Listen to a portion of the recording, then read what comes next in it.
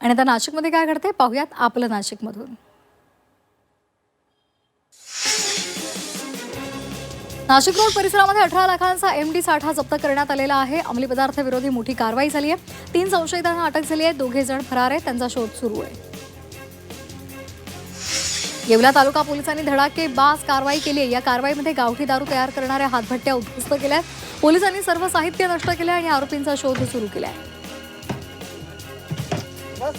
येवला तालुक्यामधील चिंचोडी बुद्रुक परिसरामध्ये चोरीची घटना घडली आहे। चोरट्यांनी घराचं कुलूप तोडून घरातील अंदाजे 1.5 तोळे सोनं आणि 18,500 रुपयांचा रोख रक्कम ही चोरी केलेली आहे।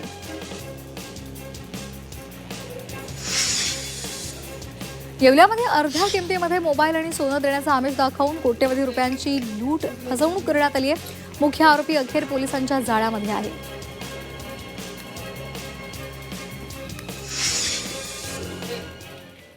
आणि आता पाहणार आहोत छत्रपती संभाजीनगरमधल्या महत्त्वाच्या बातम्या। पावसाच्या दांडीमुळे छत्रपती संभाजीनगरात सध्या विचित्र हवामान पाहायला मिळते।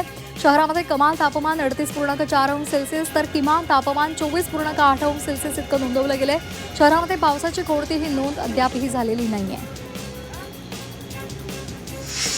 जून महिना निम्मा उलटून गेल्यानंतरही मराठवाड्यामध्ये पावसानं हजेरी लावलेली नाहीये। धाराशिव वगळता उर्वरित मराठवाड्याला पावसाची प्रतीक्षा आहे। छत्रपती संभाजीनगर जिल्ह्यात केवळ 17.4% इतकी पावसाची नोंद झाली आहे। स्मार्ट सिटी प्रकल्पाच्या माध्यमातून 176 कोटी रुपये खर्च करून छत्रपती संभाजीनगर शहरामध्ये 700 सीसीटीव्ही आणि कमांड अँड कंट्रोल सेंटर उभारण्यात आले। केंद्र सरकारने 31 मार्च रोजी स्मार्ट सिटी प्रकल्प अधिकृतपणे गुंडाळल्यामुळे या प्रकल्पाअंतर्गत सुरू असलेली सर्व अपूर्ण कामं आता महापालिकेच्या गळ्यामध्ये पडलेली आहेत।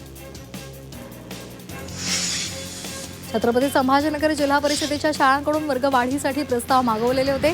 त्यानुसार प्रस्तावाची छाननी करण्यात आलेली आहे आणि तब्बल 90 शाळांना वर्गवाढ करायला मुख्य कार्यकारी अधिकाऱ्यांनी मंजुरी दिली आहे।